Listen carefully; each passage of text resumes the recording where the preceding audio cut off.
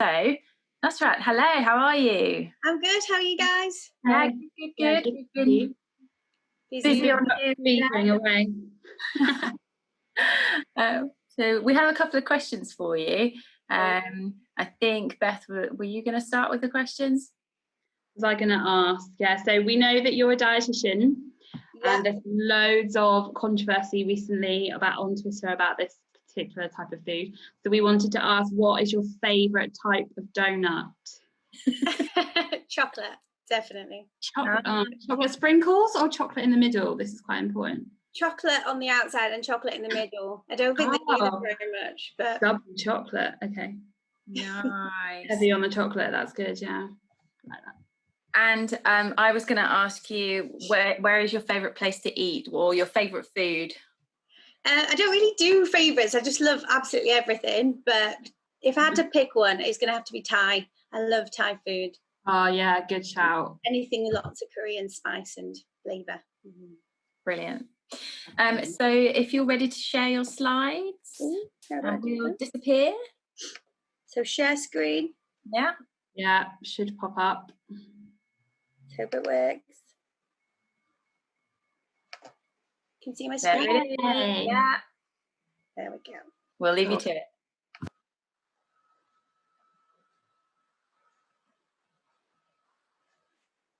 I think my internet's a little bit slow.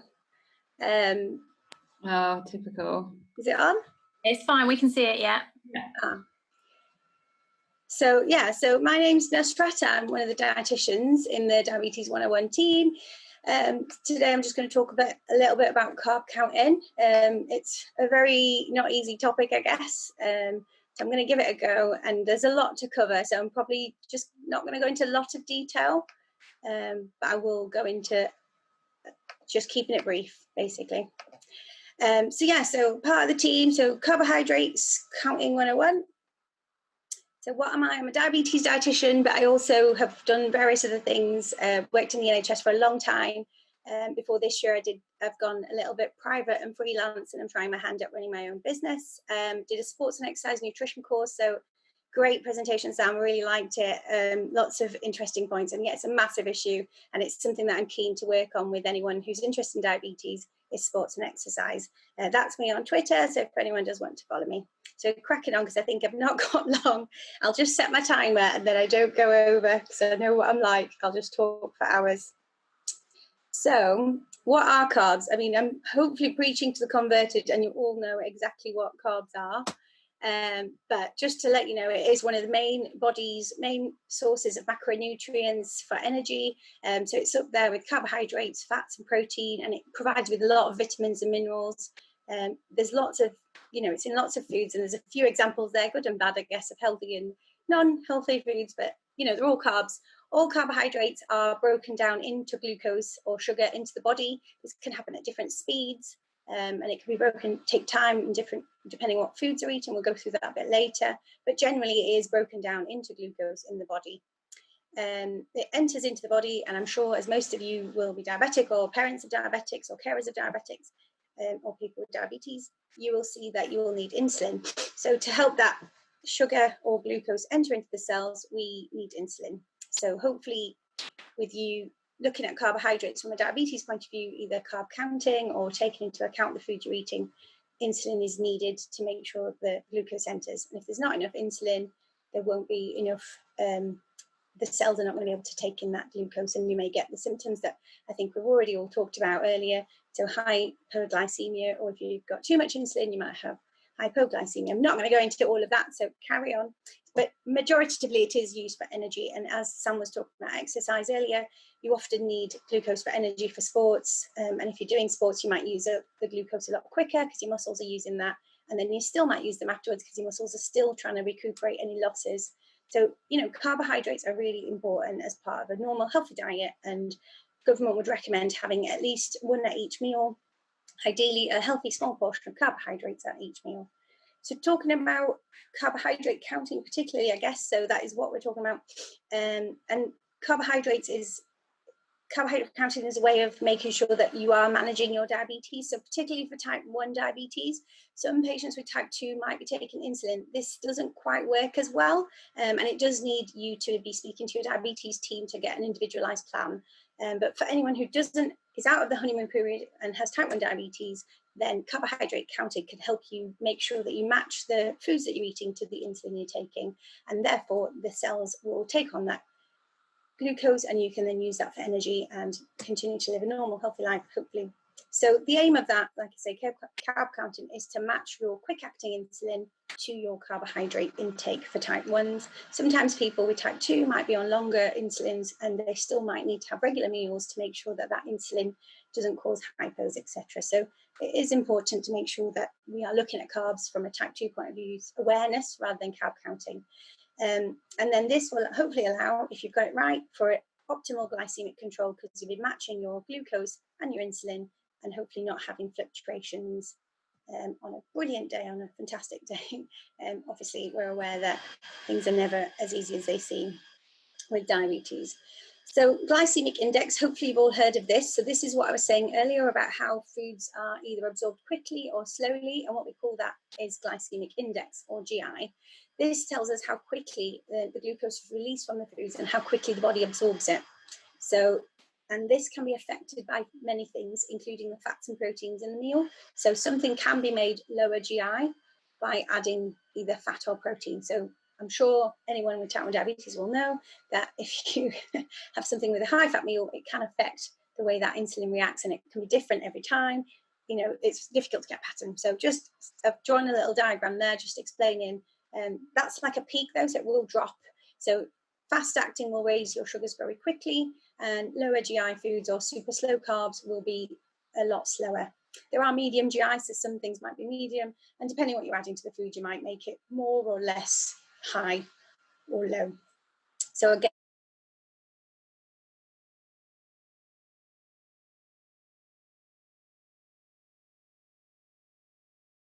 can you not hear me? Oh my God, I'm so sorry.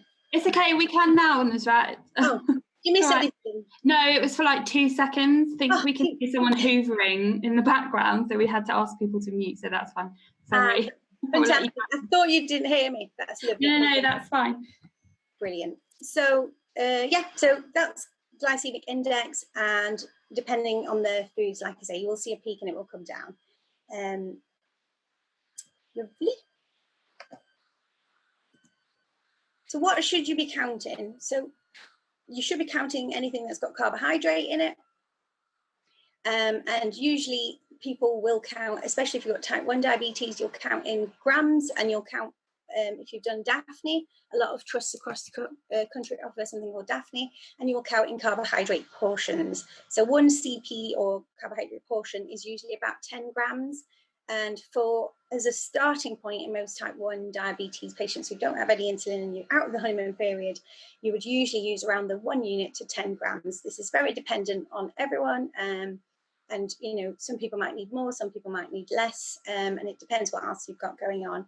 But that's usually a good guideline to start. So you would usually try and count those foods using food labels, weighing your food, using carbs and calories or information that you can find. And hopefully you would see a dietitian to make sure you've gone through all of this. So most of this hopefully will be a recap, but you might learn something new if you've not come across it before. So foods to count particularly are things like bread, cereals and grains. So that's your things like your pasta, your rice, bread, white bread, whole grain bread, any sort of bread, rolls, cereal, flour, biscuits, all the sorts of things you can think of. You might have chapatis, naans, pita bread, all those sorts of things. So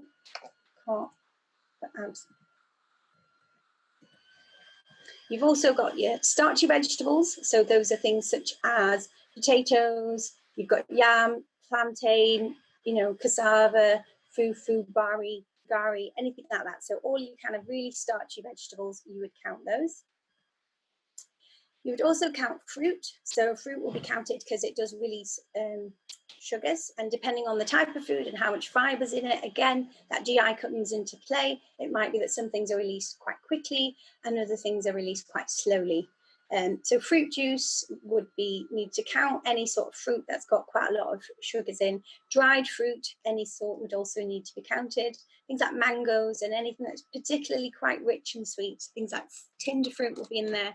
I've put grapes in there. This is not the only fruits. I've just put the kind of higher ones. But yeah, most fruits would need to be counted.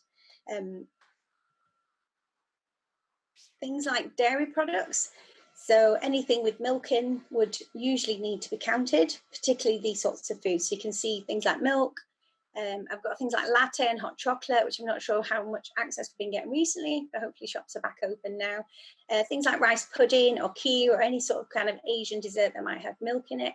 Custard, ice cream, yogurts, and that's a milkshake over there. So anything that you've added milk to would also need to be counted. So these sorts of foods are a little bit slower release just because they have got protein in compared to some of the other foods. So fruit, I'll just remind you, sorry, I'm skipping ahead too quickly. So fruit juices, these can be quite high in sugar, and because you've removed all the fibre, so it can quickly put your sugars up. So as you know, that if you have diabetes and you're having a hypo, we want your blood sugars to be very quickly high. We don't need to stay hypo, and so drinking something like fruit juice or something full of sugar will bring your sugars up quickly. So that's where your high GI foods are coming in. When you retain the fruit, which has got either fibre in it, that reduces the GI. So fruit in itself, if you're just having one small portion, which is either a handful or about 80 grams, it's usually fine. So one portion might be even half a banana, and one apple, one pear, that sort of thing. So that shouldn't raise your sugars overly too much. However, if you do have more, as you're aware, anything that you're having that's more than one will obviously put your sugars up because you've got more carbohydrates going into your body. But generally on their own, they're a nice healthy snack. You might need to count them as part of a meal, but maybe not always on their own. So other things to count are things like sugary foods and drinks. So you've got any sort of treats. I've got jelly babies in there because if you weren't having them as a hypo treatment, ideally you shouldn't really be eating them. But if you did want to, you could, but you may need to count for them. There's sugary drinks in there. There's sweets, chocolates, that's jam, honey, syrup. There's all sorts of things in there. I've also put some Asian sweets down there, and sugar. So anything that has got added sugar, you'll be looking on the back of the label and looking for that. So usually on the labels, you're looking at total carbohydrates, and that would include the sugar. So not to say that you're counting the sugar separately, you'd look at the total carbohydrate. So what foods not to count? So things like your super slow carbs, we don't recommend counting. This is because you can then hypo. So this is things like beans, pulses, lentils, any sorts of things like that that are really slow release. The carbohydrates in them are densely packed and then broken down gradually over a slow period. So if you were to take insulin for them at the start, you might find that you're hypo. We don't really recommend counting for nuts, and these are small portions we're talking. If you're having huge bags of things, like a huge bag of nuts, if you've decided to eat that for the evening, you may need some insulin, but small handfuls, etc., smaller portions, a couple of tablespoons of these beans, pulses, lentils in a dish, you wouldn't need to count them. But if you are starting to go into a lot higher portions, sometimes some people may need insulin, but generally we do not recommend counting them. So things like grapefruits on there, barley, berries, a lot of berries and cherries, they are very slow releasing, and it's to do with the seeds and the way they're broken down. They just seem to take a lot of time. So again, you wouldn't need to count those. So often you can still continue to eat those without having to count them. So other things you don't need to count are things like meat, fish, chicken, etc., and eggs and protein. So I'll go through some of those. So just to be aware that these sorts of foods, you would only not count them if they were eaten plain. Obviously, if you were eating something like fish and chips or something coated in bread or batter or anything like that, you would need to count for that. So just to be aware. So like I said, protein foods don't have carbohydrates, so you wouldn't need to count them. So that's chicken. Things like cheese comes into here. So although it's made from milk, it doesn't actually have any carbohydrates in it. So cheese would be carb-free. You wouldn't need to count for cheese. Meat, chicken, eggs, tuna, fish, any sort of fish. Tofu has very little carbs. So again, I wouldn't count it unless you're planning to eat a bucket load. fats. So things like mayonnaise, oils, butter, margarine, cream, things like that, they don't need to be counted for because it's fats and that's the majority of it. So there's no carbohydrates. You wouldn't need to account for that when you're counting. So vegetables and salads, lettuce, cucumber, things like that, you wouldn't need to count for these either. So these are very much, can you still hear me? These are very slow release and we wouldn't recommend counting them, and they have very little carbohydrates, even though you're having big portions. So very useful for healthy eating. If you're trying to lose weight, these are a great way to include in your diet. Or if you're just trying to have something that maybe you don't want to have insulin that day and you fancy something carb-free, having something like a salad with some meat or chicken or fish could be something that you have, and you wouldn't need to worry about counting for that. So sometimes you do get tricky foods, and I'm sure you'll all be experienced with this, and you could do the same thing, exactly the same thing twice and not get the same result. And I'm sure Beth and Amanda and the team would say the same, that, you know, it's very, very tricky to get these right. And this comes with experience and comes with you knowing your body and yourself. So things like lasagna, Thai food, like I was talking about earlier, lentil dishes often can be difficult to manage. I've popped cereal on there and porridge. Sometimes people find that quite difficult, depending on the time that you're having the meal. Sometimes in the morning, people's insulin is a bit higher, so often you find that you might spike in the morning. So something called the dawn phenomenon, and some people seem to spike at that time.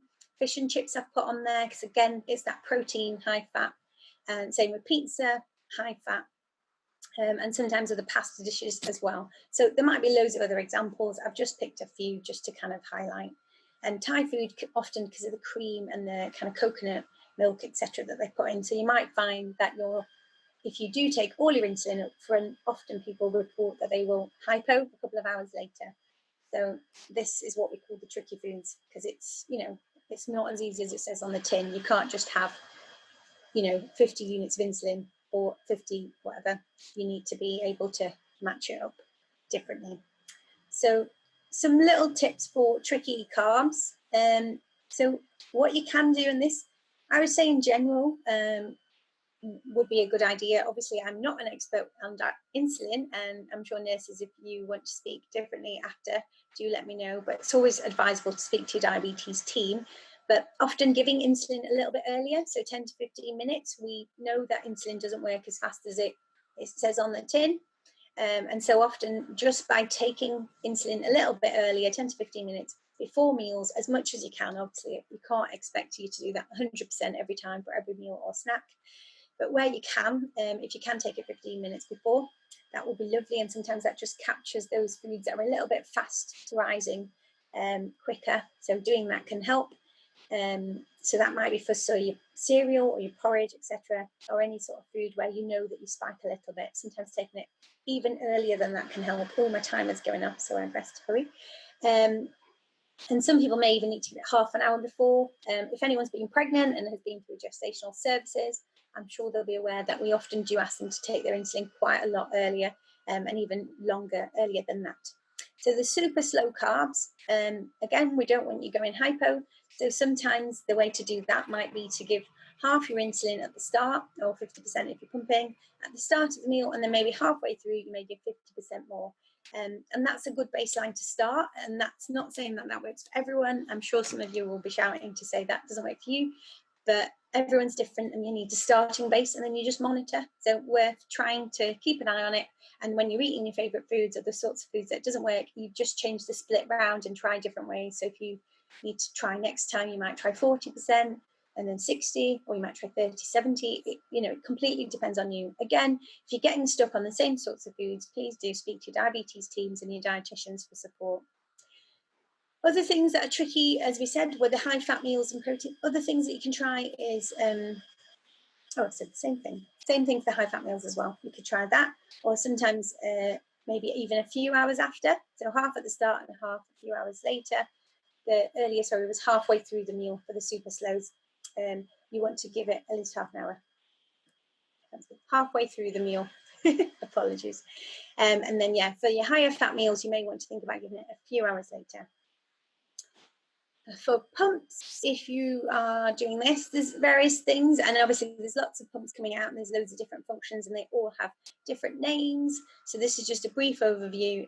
For some of the super slow carbs or higher fat foods, you could try things like the multi-wave or dual split function, which does what you would do with an injection, and it splits the insulin. So either you can do one bolus at the start of the meal and then one halfway through, or one at the end a couple of hours later. So you can obviously schedule that in. You could even do where you do one at full and schedule one as an extended bolus slowly. So depending on your pump and what settings you've got, you'll be able to adjust that. And again, you just need to do what you would do if you're doing that with insulin injections, that you would just try something different next time and see how you get on. For things like grazing and buffet foods and things like that, so if you sat watching a movie or if you've been to a buffet, you could try something like the square or extended function, and then that splits the bolus over a small period. So if you're not doing this and you have got a pump, do speak to your team. There's lots of little functions like that. So there's a couple of ways that you can change the insulin delivery and make it a lot easier for you. So hopefully a lot of you are already doing that, and you'll be able to tell me even more. So some tips for counting well. So if you are trying to carb count, I've not gone into a lot of detail, about the carb counting and ratios and things like that. Just there's not enough time.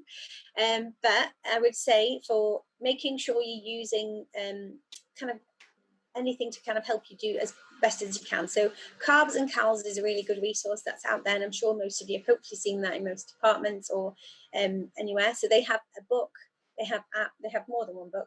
But they have loads of books that you need. They have an app that they're updating and working on, so hopefully that will have a bit more on as well. They've actually released some videos now, so I'm sure they've got a YouTube channel you can check out. There's a World Foods book, so if you love eating Thai foods or something different, and you're eating foods from different areas, then that can be bought as well, and that's got different all over the world foods, and then you can have a look at the carbohydrates in those to make it easier. I would definitely recommend weighing foods if you're struggling with your insulin ratios and you're not sure what's quite going. Go back to basics and kind of start weighing. So even if it's just that once a couple of months where you weighed food and you just wrote it down and kept a good measured approach, that's quite useful. And I'm sure most of you already do this, or you maybe get into bad habits. It depends where you're at in your stage of diabetes. But measuring your portions using cups or spoons, and then that example. I'm sorry, I don't know if it's really noisy. So measuring that with a spoon, and then that portion every time, and every time you're pouring out from that cup or spoon, that will be always the right thing. Or if you've got a plate that you like using. So a little bit on insulin carb ratios, it might be that your carb counting is 100% right, but your insulin and you's always a little bit off. That might actually be your ratio. So to work on this, the best thing to do is speak to your team. They can help you optimize it. Worth checking and getting into the habit of checking this every so often. As I said, it might be every time you go see the doctor or the MDT team, or a couple of months in. The best thing to do to help make sure your insulin carb ratio is right is to check your blood glucose before eating and before bed, and that will give you a good idea about what's happening at those points in the day. And if you really want to double check, about 2 hours after meals can just help you see what's happening and get trends. Obviously, at the moment, there's so much technology, so using your Libra, your pumps, finger testing, whatever you normally do works for you. And use that data, worth looking at that. If you're not looking at it, it's definitely worth experimenting and checking out what's happening and having a look and really going through that. And if you're struggling to do that on your own, trying to get the medics and the teams to do that. At the moment, obviously, there's fantastic sharing going on, so I'm sure that's going to be a lot easier. So that's me. Sorry, really brief, and I feel a bit all over the place. I'm really sorry, but that's me. And I've also had a little bit of help from this presentation from Anne-Marie Frohook, who works at Oxford University, and she's the lead paediatric diabetes dietitian, just a bit. So, and if you want to follow either of us, we're on there. Thank you very much. Well done, thank you, Nusrat. That was very good. We've got again loads and loads of questions, so I will just quickly run through a few. The first one, I found carb counting difficult, particularly the difference between low and high glycemic foods. Can you give any help about that? So yeah, it's not straightforward, and it might be worth having a look on the internet. Diabetes UK has a lot of information, or speaking to your diabetes team. The dietitians hopefully should have some information on that you can read. They can send you a leaflet in the post, or point you to some resources online or videos. So yeah, just trying to educate yourself on a little bit more. I think I've given you a little brief overview today, and then yeah, it's not easy, and it's not always documented in the documents. And like I say, it's completely complicated by the fact that whatever you're eating with the food will completely change it. So there's no straight answer, I'm afraid. So, you know, if you've added a little bit more protein, a little bit more fat, it will reduce or change that GI. I think we just all need like a pocket dietitian in our pocket. Yeah, the best thing is to probably have a chat with your team dietitian and just ask the questions that you're struggling with, is what I'd say. Like a lot of people have been saying, different things work for different people, so it's not, everything's not always going to work for you, even if it works for somebody else. No, but this is like a safe starter. These are the safe starting points that you could try that would work, and hopefully they'll be safe. They're not going to do you any harm. One more quick question before, and like I said, with everything else, we will ask you all the millions of questions that have come up. But changing to a Bolus Advisor app was quite helpful for someone. Do you have any particular apps that you recommend? I think you kind of mentioned one. Bolus Advisor apps are difficult, aren't they? There's so many new ones now, and I know that there's been some problems with the previous ones that they've stopped making them, haven't they? Lots of apps. There's like My Diabetes. There's various other things. Do you guys use any currently? I think there's My Sugar, isn't there? But like you said, some of the meters are being withdrawn from adult teams. So there's ways we can get around it by using different meters and things. But it is a bit of a pain because, like, some people using CGM and things can't have access to the Bolus Advisor meter on the same thing. So it's again going back to having multiple meters and stuff. So it probably it is a bit of a pickle to sort out for people. Not straightforward. I mean, the best place is usually things like the charities are really good. So Diabetes UK, JDRF, you know, things like that, JDR UK, they're all doing loads of information. So if you look online on their websites, they have some fantastic stuff that you could access. Definitely practicing and using your kind of maths and just sitting down and doing even once a week or twice a week, just so you can get your head around it will help, because Bolus, you know, things that do things for you is great for technology, but actually you having that basic understanding and background is much more helpful, especially in the longer term. So I would maybe just do a couple of case studies, have a look, and have a look online, see what else is out there. A really good thing that the dietitians do within our team are they get people to take photographs of the meals that they're having that are quite common for them, and then they'll ask the person with diabetes to send as many photos if you want, but the dietitian will then sit and work out what those sort of meals are. So like most of us, I don't know, Friday's fish and chip night, Monday's lasagna night, whatever, but the dietitian will help work it out for them, because it is quite difficult, isn't it? If you're not great at maths, which I'm definitely not, it's quite hard to work those stuff out for yourself. So our dietitians do things like that, so that's quite helpful. There's ready reckoners and stuff, isn't there? So if you really you can always again contact your team. There's little tables and ready reckoners that you could try. Great, thank you.